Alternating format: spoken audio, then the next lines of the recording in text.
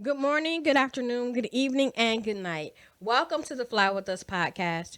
This podcast is bringing the art of conversation, self love, self care, mental health care and protection, life lessons, love lessons, and everything in between. Today's episode is going to be a part two to what we talked about last week, and we're going to break down this whole Tyler Perry thing, friends or foe. I'm Lady Bounce. I'm Kryptonite. All right, so let's just get right into it. Everybody's mad at Tyler. Not everybody. Some people are mad at Tyler Perry. He's opened this studio. But he opened this studio on the backs of playing a loud talking ghetto grandma style female in a dress. And he's made these movies where he's not always painted the most favorable picture of black women or black men for that matter. But he's making moves now. So do the means justify the end result that now we're about to get some quality black movies? Maybe we can stop getting so many slave biopics that are not biopics, but just those movies in general. So do the ends justify the means? Well, we're going to talk about it in a second. Let me do that mindful meaning thing right there real quick. And then I'm going to get into that with you. Okay. All right. So, taking the first step. The future belongs to those who believe in the beauty of their dreams. As human beings, we are deeply irrational, a fact that most philosophers forget. We will destroy our very life support systems, create machine replacements for ourselves, kill our neighbors for a dime, and do almost anything if someone says, "I dare you." This trait of being, to put it kindly, risk-loving is at once horribly destructive but also beautiful and inspiring. It is as though we have been given compensation for our weak, hairless bodies in the form of a highly volatile rocket fuel for the imagination. Whether or not we destroy ourselves in the process is yet to be determined, but it will still be one hell of a ride. If someone gave you a blank check to fulfill your craziest dream, what would you do? Think about this dream of yours for a few minutes this evening. Give this dream more texture, depth, and exactitude. Now imagine if you had to fulfill this dream without any resources or extra time. Can you think of one single solitary step that you could take to make it happen? Resolve to yourself tonight to make that one small step. All right, so let's talk about Mr. Tyler Perry and his dreams and his exactitude and what he did in order to make his dreams come true. So Tyler Perry, taking a note on what you said. that hit home. But go ahead. I'm saying, didn't it, Right, though? it did. So Tyler Perry gets a lot of flack for he don't like women, he don't like black men, he don't like black women. It's always this or that. Okay. Why does it always have to be something negative?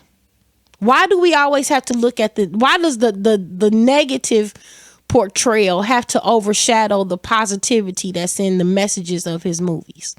Because do we see a distraught black female that is going through something in her life? Yes, we do. Mm-hmm. And in the end, what happens? She overcomes. Yes. Right. Do we see the black male that's disrespectful and he's going about his own thing, his own way, doing his own thing? Yes, we do.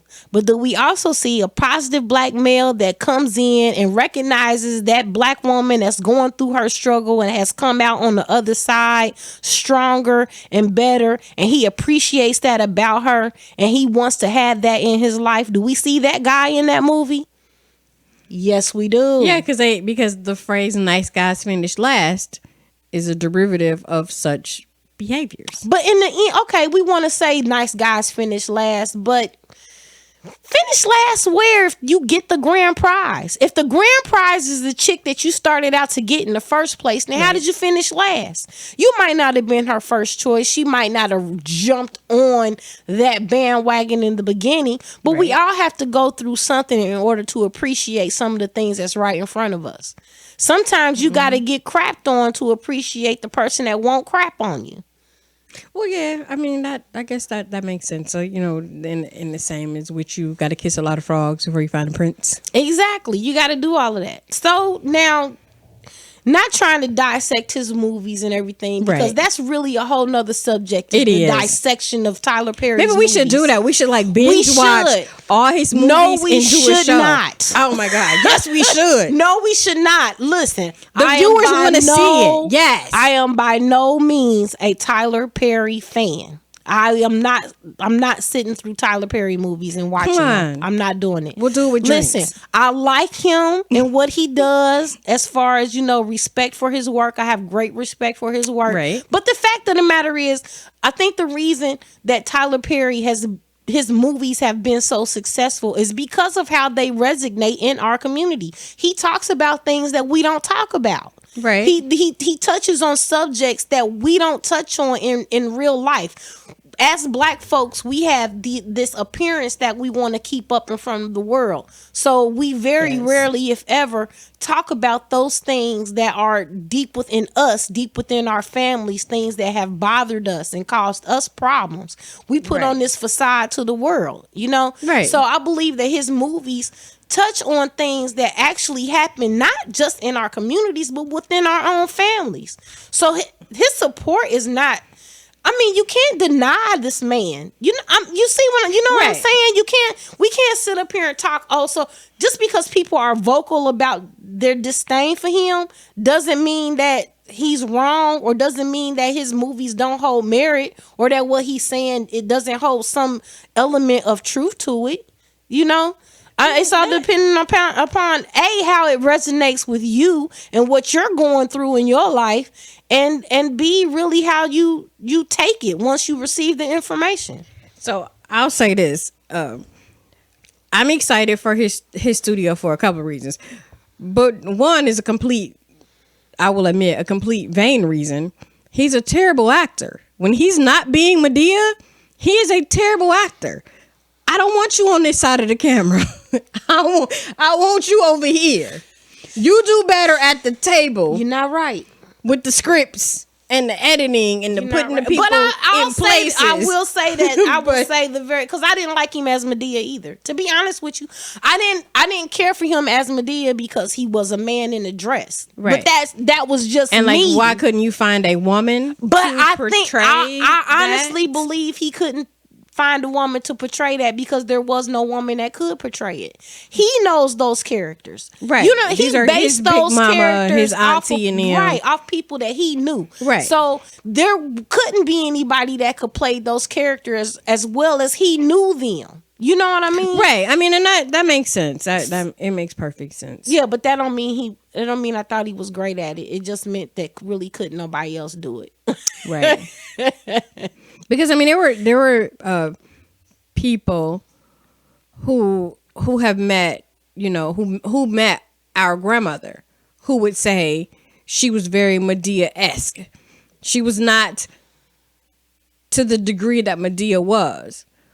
However, you knew exactly how she felt at any given moment, and she didn't care if you knew. Yeah, she told plenty of people plenty of times how she'd kick their ass. Right. So that is. Yeah. But but the Madea character itself, like you say, only he knows it to that degree in which he could play it and pull it off. Obviously, yeah, he obviously pulled it off in a very lucrative way. But now that he has this studio, I'm hoping that he takes this platform he has and he uses it wisely. Look, there's no doubt about that. We're not even going to suspect that he won't. Look, I'm going to tell it to you like this. Regardless of which way he goes with this, it's a win-win for him.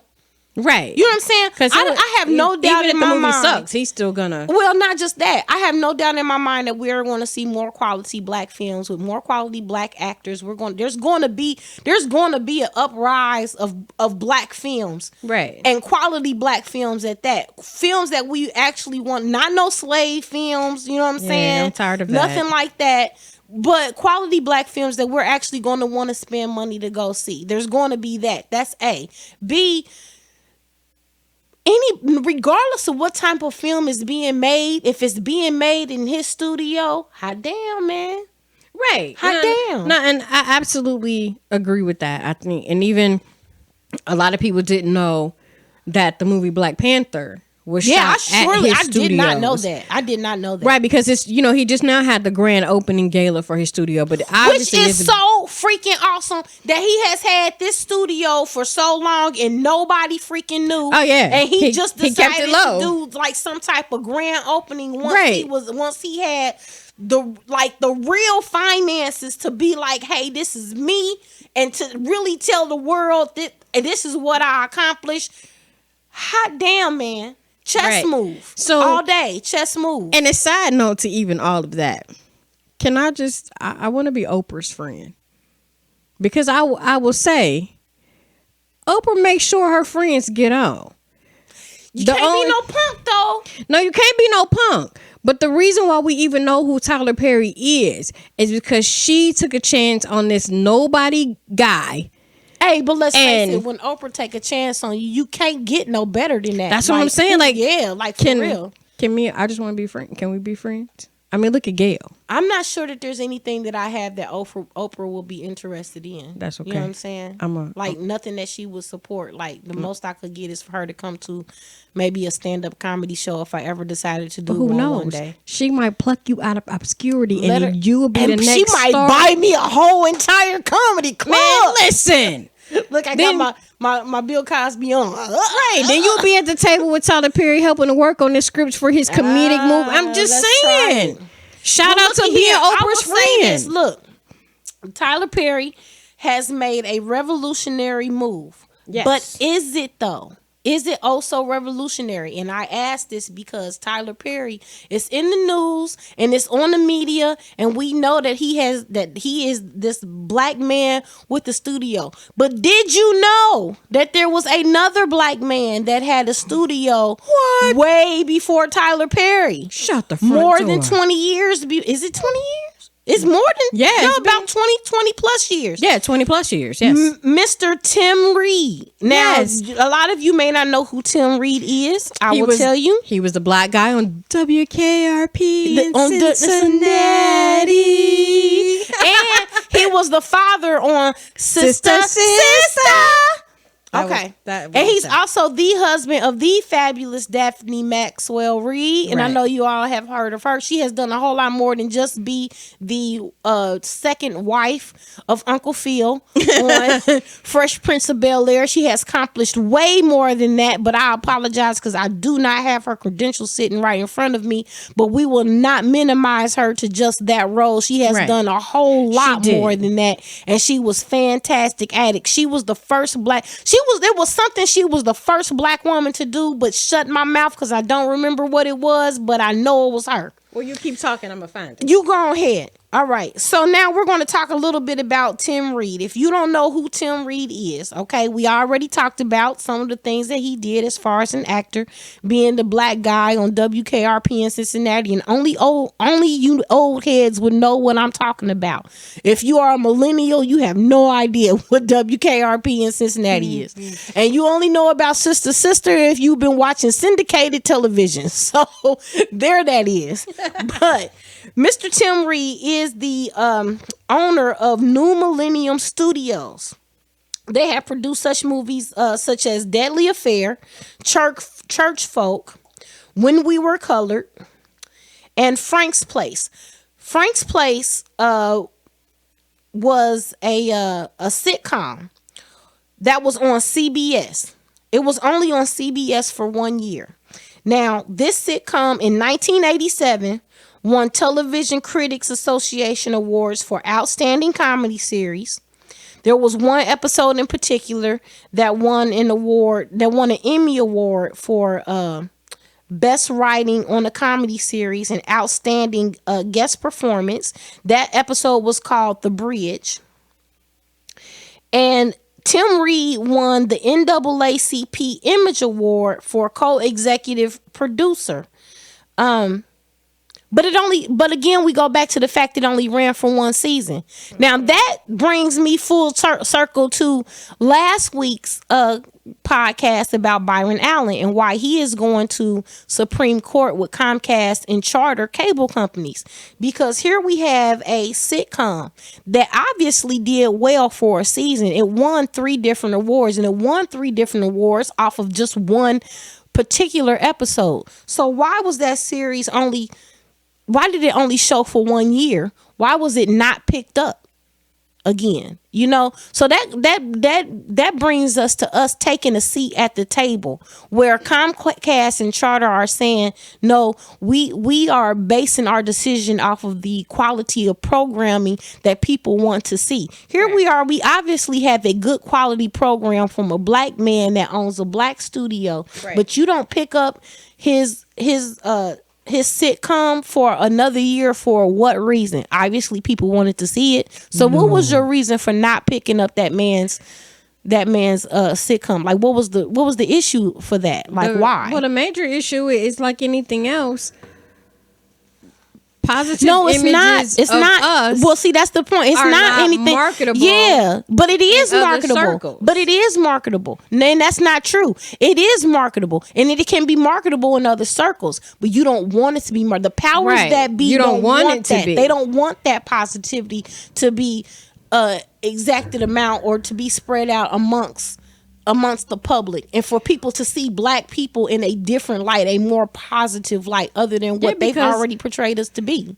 But think about it this way: for the powers that be, it is not advantageous to them and to their agenda to show us being anything other than what the masses think we are.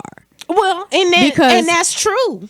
There's nothing more dangerous than a free-thinking, educated, positive African American. And we can't have y'all running around willy-nilly thinking y'all can own studios and make movies. Thank you, ma'am. Right. So then the question becomes, in the same situation as Byron Allen, with those 8 Black Caucus members who side with us, ride with us, versus the other 47 who are silent. Right. And that look like you, that look like me. Which and brings they won't me to sign. Because there is a whole I have to find this. I really do have to find this because there is a whole I don't even know how to put it. I can't. I'm just gonna work on it, and then I'm not gonna put it out there. But there is like a whole like generation of Uncle Tom type individuals that really have been like working on the inside of the black community to really keep black communities at a standstill. Now they're prominent and they're prosperous and they're doing their thing. And God, I wish I need to be able to go because it was a documentary. Okay. And I wish I knew what the name of it was so that I could go to it, so that I could pull it up, so I could show proof that there was a documentary of black folks that were basically saying like, yeah, we are in these elite positions because basically since the ending of slavery, we were groomed.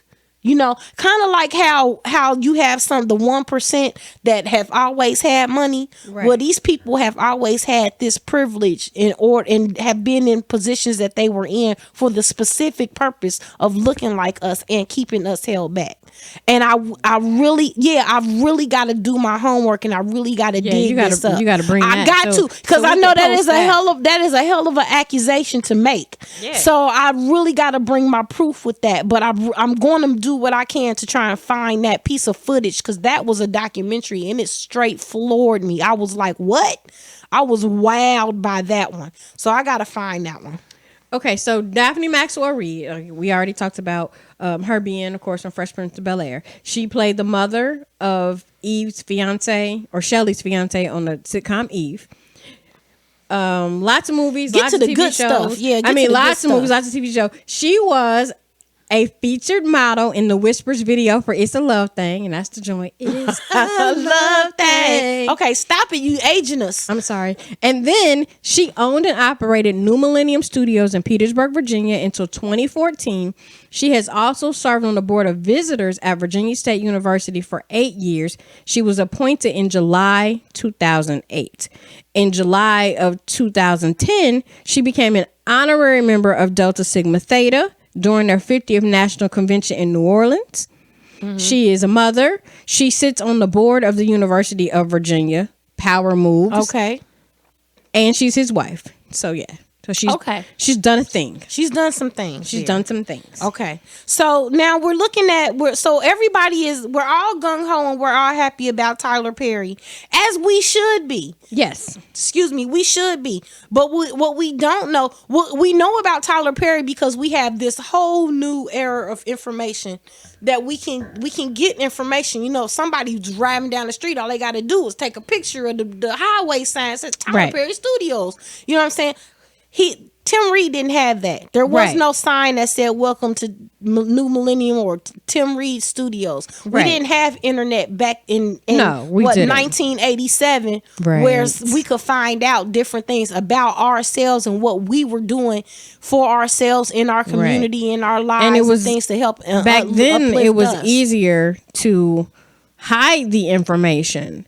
Well, see, now with the invention of the internet and social media and things moving at the speed of light, you can't hide this from us anymore. Right. It can't. Exactly. It can't be hidden. So now like, you know, and we're all happy about it. But we got so many people thinking, oh, he's the first. No, you know, he's not the first. He's not the first. But he might do. I don't know how if he's done it bigger. I'm guessing he did it bigger. Yes, because I don't know how big New Millennium Studios. Well, I know that he has his own Walk of Fame attributed to famous African Americans. I've seen that in film, music, and television. So our icons that have not been deemed worthy to be on the Hollywood Walk of Fame are on his Walk of Fame. And I almost wonder, does that have more prestige than being on their Walk of Fame anyway? You know what I mean? Because it is something about being recognized by your own, because so many times we're not recognized by our own. Or recognized in a negative way. Like, we gotta stop doing that to ourselves. We gotta stop, despite someone's level of success. Why can't we just be happy that somebody was successful? Because it wasn't me. But it wasn't me. Get over that. Then it wasn't my idea. What does it say right here? What's it say? Taking the first step. Well, then take the first step and do what you need to do to be that person that somebody else is talking about. Like, seriously, like, we really gotta stop doing it. Like, I saw somebody I was reading where it was about the Byron Allen story when he was talking about the Civil Rights Act of 1866, and somebody had made a comment, oh, well, we still ain't sticking together, that's why we can't do, you know, you the reason why we can't do nothing, because people like you that say stuff like that, well, we still can't get it together, you won't allow us to, because you keep talking like that. That's your mindset. If you put your energy spew in that, you spew that and you say that, and then you hate on everything that we do, yet you supposed to be pro-black, but yet everything that come out your mouth is condescending and hater type. So, like, who even wants you around? Like, just go away then. If that's how you feel, then just don't say nothing and fade away. I like it. Like, seriously. And even side note to go with that, you can be pro-black without being anti-white. Just because you are pro-black and you down for your people, you down for the cause, it does not automatically mean that you have to hate white people or anything that isn't black. Or say anything negative about anybody else. Right. You don't have to do that. Just uplift us. And why even make the comparison? Because we already know how that story goes. You know what I'm saying? They've had head starts, you know what I'm saying? They already got the privilege, so we don't even really need to go. We don't need to mention them, to be great. Like, I don't have to say, "Oh, I'm a great teacher," and that teacher down the hall sucks. Or as in comparison to Lily Whitehead, who won last year's award. I might be up next. You know what I'm saying? Who cares? Who cares? Yeah, who cares? And what I say, I'm always too busy walking, running full speed ahead with blue blockers on into my own greatness that I deflect all haters and naysayers. Yeah, I don't have time. I don't got time to listen to that. And nobody else should either. Like, why are you spending so much time being negative? What is your point? Why? Yeah, I don't look at a Tyler Perry situation or look at a Tyler Perry movie and spend all your time speaking on the negative versus just that brother made it. That's what's up. Not necessarily my cup of tea, but however, I ain't mad at him for doing what he do. Right. Because quite frankly, it's really not my cup of tea. But man, go ahead, my brother, do that, right? Do that. Because who knows? You know what I'm saying? Maybe one day Tyler might see me, hear me, and just be like, man, look, listen, you can't even act, but I'm gonna sit you as an extra. Hey, so before, and I also want to touch on the fact that also Tyler Perry is hold on, let me find it. Okay, he is heading up a BET streaming service. Yes. So that is a black owned, black operated. Well, I don't know about black owned, black operated for sure. Black operated. But now if you want to get to black owned, then let's talk about Quality TV. Yes. Quality TV is in fact a black owned streaming service. So it's black owned, black operated. You can upload videos, you can see videos. Yes. And it is a app that you can get on your iPhone, on your Android. So, and it's like $5.99 a month. So it costs the same as Hulu. Right. And for $40 you can get a whole year. Oh, yeah, 50. It's $49.99. $49.99. Yeah, you can get a whole. You can go get a whole year, which is cheaper than doing a monthly. Like by $10. By $10. Yeah. So just know that we are out there and we are coming up and we are getting in. We are taking a seat at the table. You know what I'm saying? And hey, gangsters move in silence, so let's do it quietly. We don't have to make a whole lot of noise. You know what I'm saying? Like, let's go ahead and make those moves, and let's not tell nobody until after the move is made, where can't nobody stop you from doing what you're trying to do. Yeah, now you can't take nothing from me because I already got it. Now you can't stop me because I've already done it. You know? Right. So I'm down with that. And I'm just down with the whole thing. I'm just enjoying everything that's happening right now with this whole Byron Allen and Tyler Perry and the quality TV services, you know, because we need our own platform in every aspect, on every genre, you know what I'm saying? So it's good that we're making these chess moves to get ourselves put in better positions that we can do more things for one another in different aspects of whatever entertainment or, you know, whatever we're doing. You know what I'm saying? So let me do the self-care assignment first. And I got the brain science always. But the self-care assignment goes right in along with that. One of the things that Tyler Perry said is when he was getting this started, he said, you know, the naysayer said this and they said that. And he said nothing that the naysayer said could have been worse than what I said to myself about why I should do this and how I should do it. So if you are having self-criticism, this is how you disarm it. All right. So perhaps you have some persistent self-criticisms. During your meditation, see that trait that bothers you depends on other traits, which in turn are affected by conditions outside of themselves. So turn your attention from only seeing the flaws in you to seeing the entire system that supports it. Then you may be able to more effectively address the perceived problem. So when you start being self-critical or self-deprecating, that arises because something else is bothering you. So fix what's really bothering you and stop being so hard on yourself, because really it ain't that bad. You are your own worst critic. And I say that too. Like, are we, like black people, are we predispositioned to self-sabotage? Because your own worst critic is yourself. You really, when you think about everything that you have done or anything that you have not done, really the only reason that you haven't done it, or the only person really stopping you from doing it, is yourself. Even if you've tried and it wasn't successful, the only person that can stop you from ever trying it or doing it again would be yourself. I like you know what I'm saying? Unless you got to take somebody to court and win your rights like Byron Allen. Boom. I like that. All right. So last week's episode, we talked about the 3 levels of racism, and I misspoke and said 4, but it was really only 3. So today, the follow-up piece to that, there's a gardener.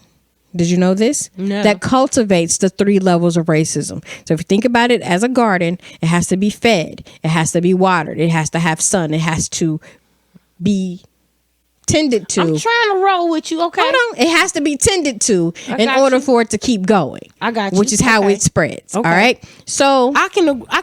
Yep. All right. All right. So the most important question raised: who is the gardener? After all, the gardener is the one with the power to decide, the power to act, and the power to control the resources. Every legal system So set in forth the United by our government. States, the gardener is in fact our government. As the analogy illustrates, there's a particular danger when this gardener is not concerned with equity. The current initiatives to eliminate racial and ethnic disparities in our world is to be lauded as the first explicit commitment by the government to achieve equity in health outcomes. So as long as they can control the machine, they control everything that happens. No doubt. Yeah. No doubt. So once we take control of the machine, control the machine, control your destiny, control your thoughts I'm and your saying. self-criticism. Mm-hmm. So as we wrap this up with the bow. bow it up. Bow it up. Box. So you control what you can control. You have a hand in what you can, and everything else, leave it alone until it's time. It might not be up to you to fix that part. Exactly. And that part might fix itself in time. Boom. Yeah. So with that being said, you can find us on YouTube, SoundCloud, Facebook, Twitter, Instagram, and email us at flywithusla@gmail.com. I'm Lady Bounce. I'm Kryptonite. And we out.